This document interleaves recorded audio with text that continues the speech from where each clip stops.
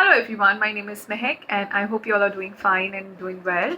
And I also hope that you guys are reading. You have managed to pick one book at least and finish it as well. Uh, so as you can see from my background, I'm in a kind of a fall vibe mode. I even have a candle lit. I love candles.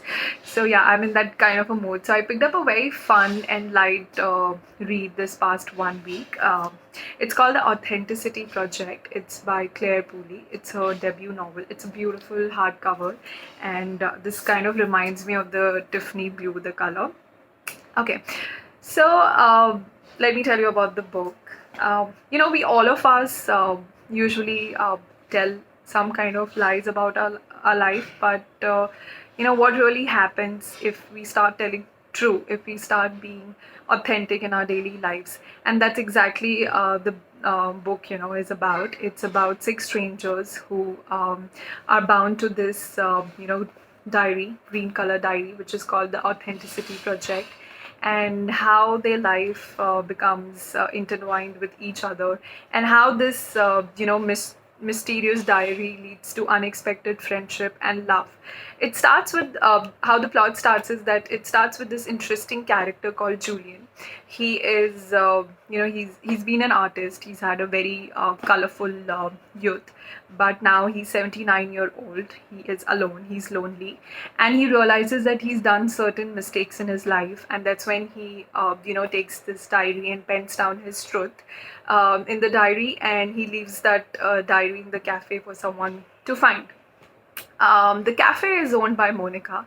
It's called the Monica's Cafe. So she comes across this diary, she finds it, she reads Julian's book, and she's inspired, to help him out. And she not only helps him and, becomes a friend to him and also helps him to find a purpose in life, but what she also does is she takes this diary and, writes down her truth as well. So someone who meets her upfront might feel she's a feminist and she has all sorted. She has a cafe, and her life is pretty much sorted, but deep down Monica is someone who craves a normal life. She wants kids, she wants to settle down, she wants to marry, and basically she's looking out for true love, which obviously she is too egoistic to accept it upfront, being all the feminist and everything. So she pens down her truth as well in the diary and leaves it in the bar. The diary then comes in hand of Hazard, who is an addict. He is basically trying to come out of his addiction for alcohol and drugs. So he's the third person to find this diary. He reads their story and then he pens down his truth and pass it on to the fourth person, who is Relay. Relay is an Australian gardener who is basically backpacking, and he's passing through London. He comes across this diary. From Relay, it goes on to Alice, who is our fifth stranger. She is someone who is a new mom. She's also an Instagram celebrity. She has her life, on Instagram, she has her life pretty much sorted and perfect and everything. But her truth is that she's basically struggling being a new mom. She hates being a new mom. Her marriage is falling apart, and all she's looking like for 8 hours of uninterrupted sleep, and no stretch marks, and no baby crying and everything. So her life is pretty much messed up, contrary to what truth she displays on her Instagram. So she's our fifth stranger. Finally, the diary falls in the hand of our sixth stranger, who's Lizzie, who is an old lady, a nosy old lady who's basically, helps moms, and kind of a midwife old lady she is. So, she has those midwife duties. So yeah, these are the six strangers who uh, get hold of this diary.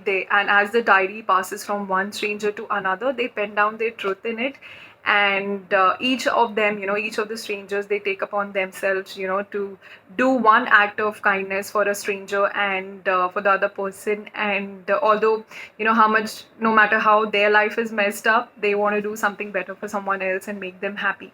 So I think, yeah, this is what the main plot is all about. The book teaches you that kindness has a ripple effect. So one person starts it, and the second person does it, the third person does it, and before you realize this, it becomes like a chain effect. And That is exactly what this book teaches you, is to do an act of kindness, and how fulfilling it is to do something for someone that you're not related, and out of the blue you just decide to do something for someone that can really be so satisfying in the long run.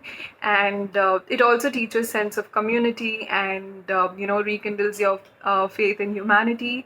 And one important lesson that the book also gives you is that be true to yourself and go after what your heart truly desires. I mean, each one of us is after making our lives perfect on Instagram, but life is not, it doesn't fit in your Instagram grid. That is not what life is. It's more important that we are more authentic in our real lives and strive to go after our real life than what we try and project on our Instagram. And yeah, so that is one really important message that this book gives, that life is really short. So make sure you're true each day, and you are after what your heart truly desires, and not after something which is superficial. So yeah, this was the major lesson for me in the book. The book is filled with quirky characters. At some point you might feel that the plot is little stretched, but I think the interesting characters and the drama in the book, like there's one Paris trip as well, makes up for it. And I think this is her debut novel, but I think full praises for the author, especially on creativity. Like besides the cover, which is, I really love the cover. It has a cafe, which plays a main role in this book. But what I also love is that she has given a clip art to each character. Initially I didn't understand, but then when I was reading, I realized it's done deliberately. So, for example, Monica, who owns a cafe, has got a cup like on besides her name, and then you have Julian, who is an artist. So she has like a paintbrush and the color palette. Sorry, I'm so bad in showing. Yeah, color palette and the paintbrush. And then Hazard, who is an addict and believes in being high in his life. He has a champagne. He has a champagne bottle. Yeah, and then there is Alice. She has a phone clipper. Then Relay, who is a gardener, and Lizzie, who is a midwife, and also she has like a purse of a housewife. So I think that was really interesting. That what the author has done. So full marks on the creativity that she picked up one clip art matching to their personality and trait, and at the beginning of their chapter she put that on the top. And yeah, so basically this book is all about that. The major takeaway is of kindness. So I hope that each one of us in our daily life is able to find that one chance wherein we choose to be kind to a stranger and to someone that we are not related.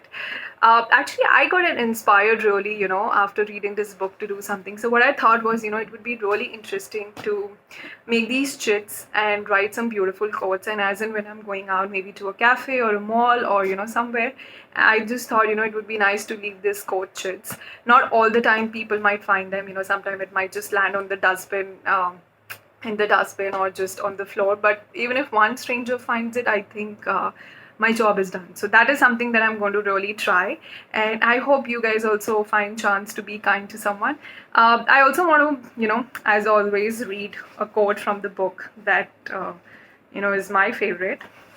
It says, ring the bells that still can ring, forget your perfect offering.